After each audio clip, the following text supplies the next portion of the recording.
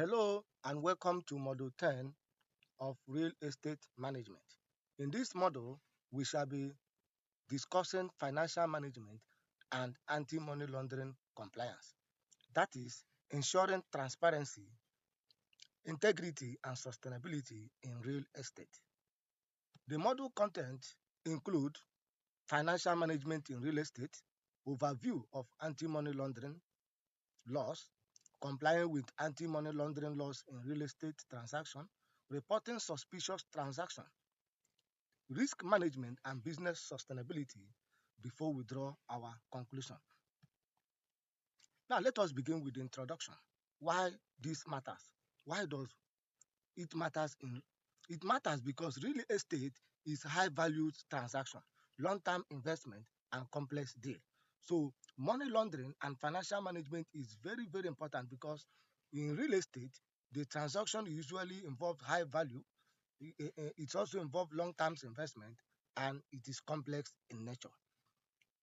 The two critical pillars here is financial management, which ensures profitability, stability and growth.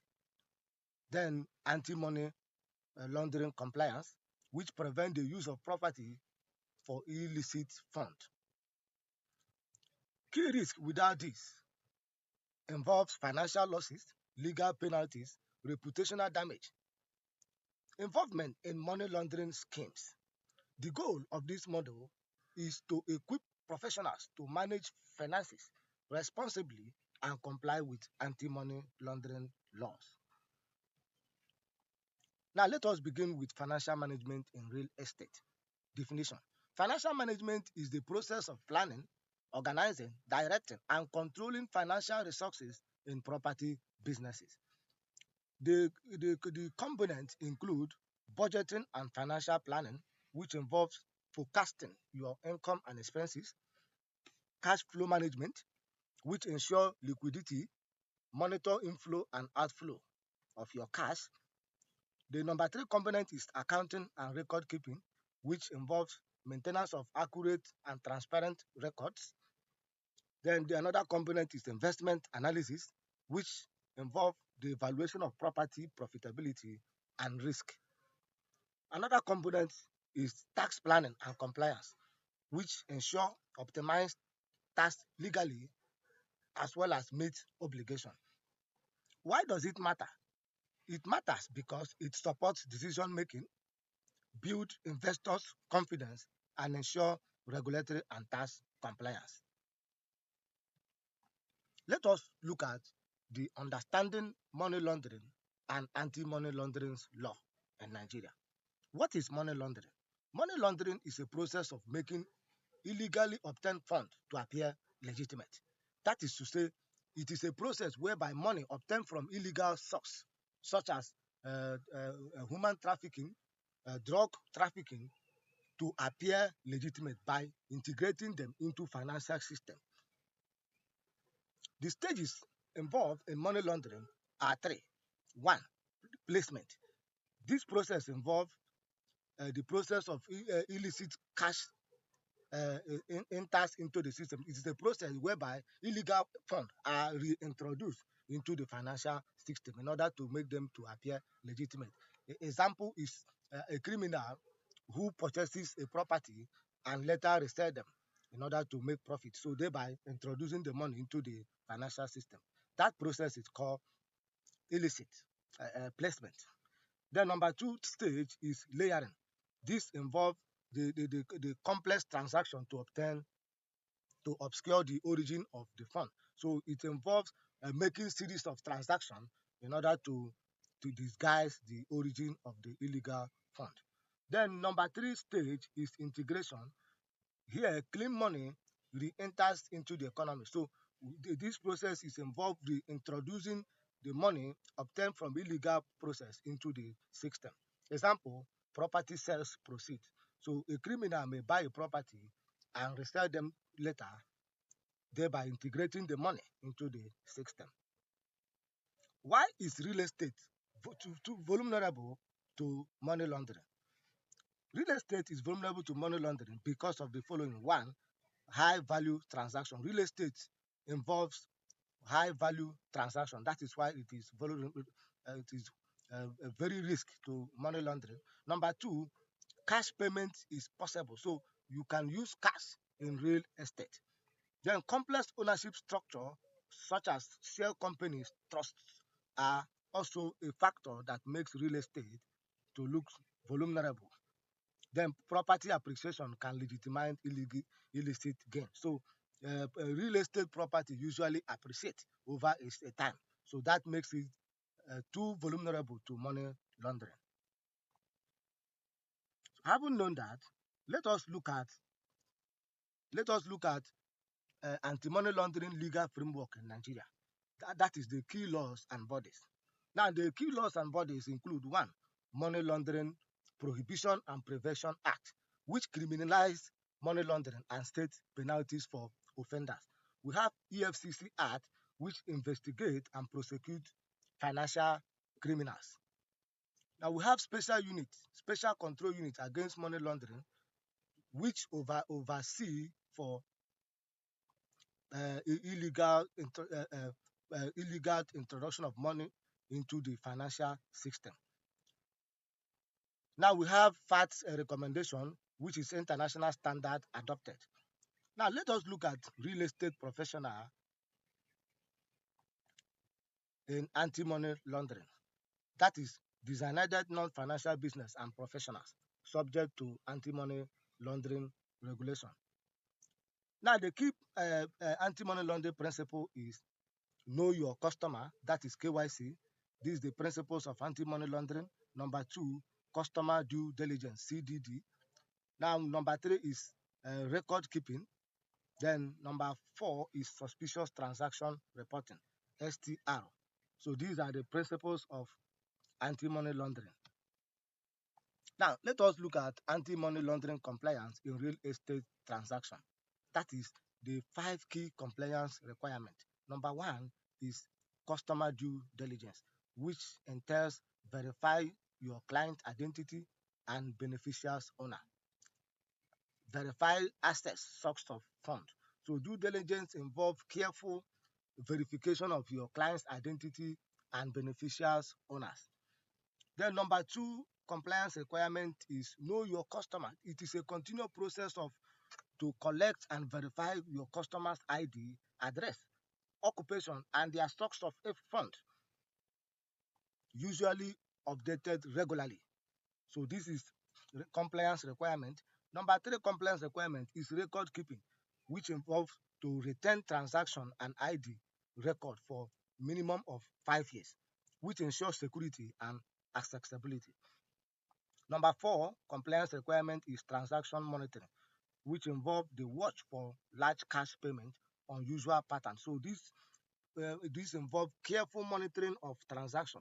Maybe a customer who usually pay in cash, who usually pay through bank transfer, suddenly begin to pay a huge sum of money through cash. Such transaction should be monitored and watched as suspicious. Then number five compliance requirement is registration and reporting. Register with a special control unit against anti-money laundering if required, then file a suspicious transaction report when necessary. Now, recognizing suspicious transaction. Definition. A suspicious transaction is any transaction with no clear economic and legal purpose or inconsistent with client profile. So any transaction with no clear economic and legal purposes or inconsistent with client profile is termed suspicious transaction. Then let us look at the red flags in real estate. Large cash payment above threshold. So when a customer pay a large payment above what is normally paid, it is a suspicious transaction. Rapid buying and reselling without economic rationale is also a red flag. Then use of third parties without justification is also a red flag. Then reluctant to provide identification. When the customer is reluctant to provide his identification, such transaction is a suspicious one. Then complex ownership, that is offshore companies trust. So when the ownership of a fund is complex to identify, the transaction is termed suspicious. Then transaction is inconsistent with client's known income is also a suspicious one. When a transaction is inconsistent with a client's known income, maybe a client that whose income is 100,000 all of a sudden begin to purchase a property that worth millions. Such transaction is inconsistent with the client's income. Therefore, it is a red flag. It is termed a suspicious transaction. Example, let us look at a practical example. A client buys multiple luxurious property in cash. The source of fund is unclear. Therefore, the transaction is termed suspicious one. So having known that, let us look at reporting suspicious transaction. That is how you can report a suspicious transaction. The procedure are internal documentation, record details, evidence, and reason for such suspicion.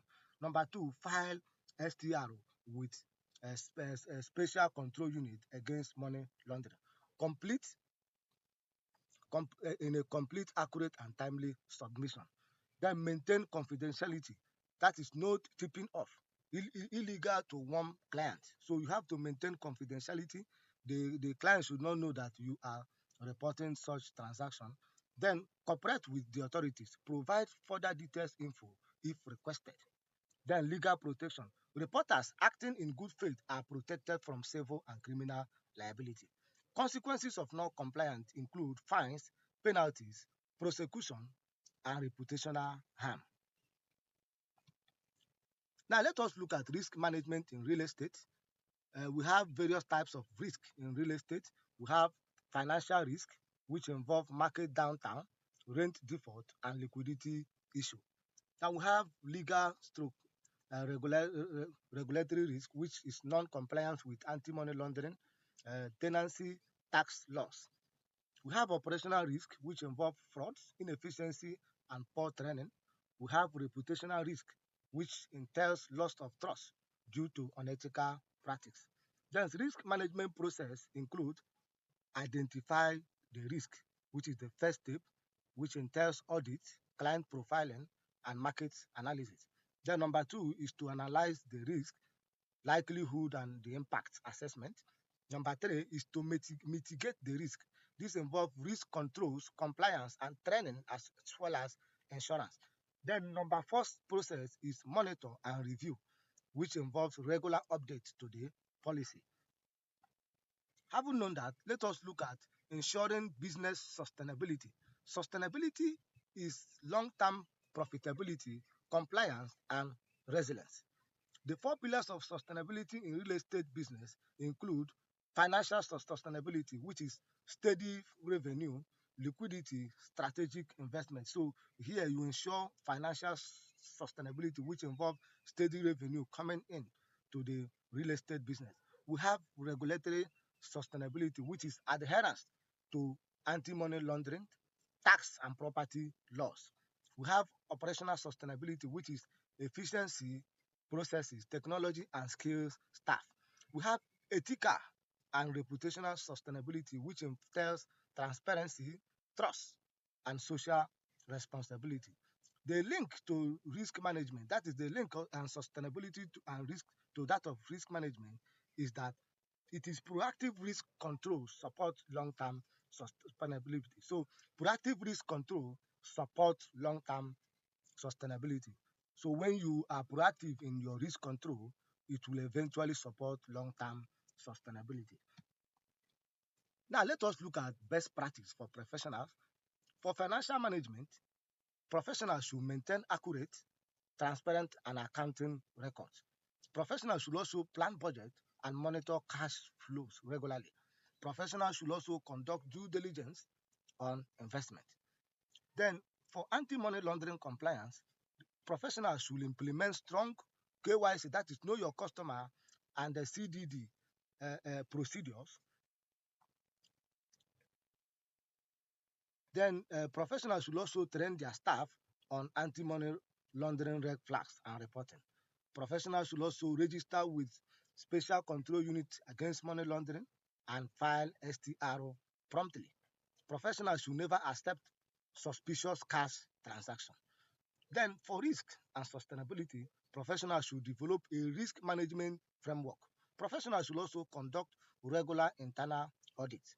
Finally, professionals should foster a culture of ethics and compliance with anti-money laundering.